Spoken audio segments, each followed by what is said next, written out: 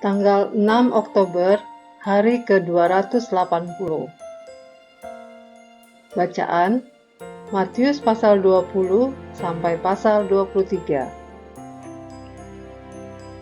Perumpamaan Sang Raja. Garis besar. Meskipun opini publik mengenai Yesus terbagi-bagi, yang pasti maksud pembunuhan para pemimpin agama dan orang-orang Farisi sangatlah jelas. Yesus berulang kali memperingatkan murid-muridnya tentang hari-hari gelap yang semakin dekat pada hari penderitaan dan kematiannya. Matius pasal 16 ayat 21 dan Matius pasal 20 ayat 18 sampai 19. Yesus tiba di Yerusalem dengan disambut sebagai pahlawan. Yesus dipuji sebagai raja saat memasuki pintu kota. Tetapi di tengah-tengah sambutan yang menggembirakan ini, dia berduka atas ketidakpedulian dan nasib bangsa ini.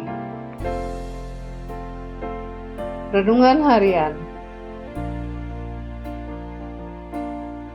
Saat mendengar suara orang yang berotoritas, seperti guru, orang tua, bos, pemimpin gereja, maka satu dari tiga hal ini yang terjadi. Karena kurangnya perhatian, Anda gagal mendengar dan tidak bertindak sesuai dengan kata-kata pemimpin. Karena terganggu, Anda menolak untuk taat, atau karena yakin Anda merespon dengan taat. Tanggapan apa yang Anda lihat dimodelkan dalam perumpamaan para pekerja kebun anggur? Matius pasal 20 ayat 1 sampai 16. Perumpamaan tentang dua anak laki-laki. Matius pasal 21 ayat 28 sampai 32. Perumpamaan tentang para petani jahat. Matius pasal 21 ayat 33 sampai 46.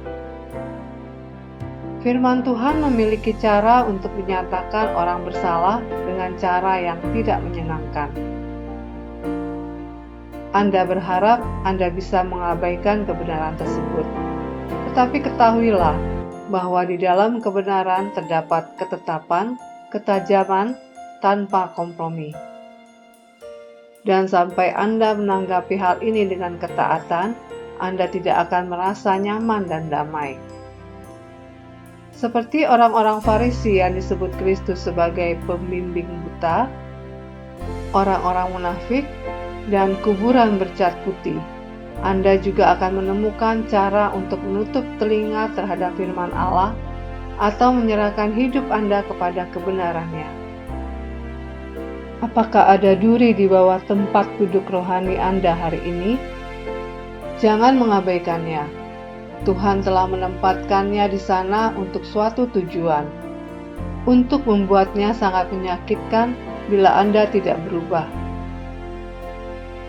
Semakin banyak hati Anda dibersihkan, semakin banyak Anda tidak menyukai noda yang baru. Pendalaman. Dihukum oleh orang Yahudi, disalibkan oleh orang bukan Yahudi. Matius pasal 20 ayat 19. Pernyataan Yesus tentang kematiannya yang akan datang itu akurat dalam setiap detailnya. Matius pasal 20 ayat 17 sampai 19. Kejahatan yang dituduhkan Yesus oleh orang-orang Yahudi, yaitu penodaan agama, menurut adat Yahudi dapat dihukum mati. Tetapi karena hanya penguasa sipil Romawi yang dapat melaksanakan hukuman mati seperti itu, Yesus dibawa ke hadapan Pilatus dan Herodes, yaitu penguasa Romawi pada masa itu. Sesuatu yang tua, sesuatu yang baru. Matius pasal 21 ayat 5. Pasal 20 sampai 23 menggunakan setidaknya 11 kutipan dari Perjanjian Lama. Seluruhnya, kitab Matius memuat sekitar 74 kutipan dan kiasan dari Perjanjian Lama, lebih banyak dari kitab-kitab lainnya dalam Perjanjian Baru. Petunjuk yang tidak begitu halus. Matius pasal 21 ayat 33. Gambaran Yesaya tentang Israel sebagai kebun anggur dan Allah sebagai tukang kebun, Yesaya pasal 5 ayat 1-7, pasal 27 ayat 2-6, adalah salah satu penggambaran bangsa Israel yang paling mengesankan tentang hubungannya dengan Allah, yang mungkin menjadi alasan mengapa Yesus menggunakannya juga. Matius pasal 21 ayat 33-40. Cara apa yang lebih baik untuk memberi gambaran bagi para pemimpin agama tentang apa yang Allah lakukan melalui Yesus? Amin. Tuhan Yesus memberkati.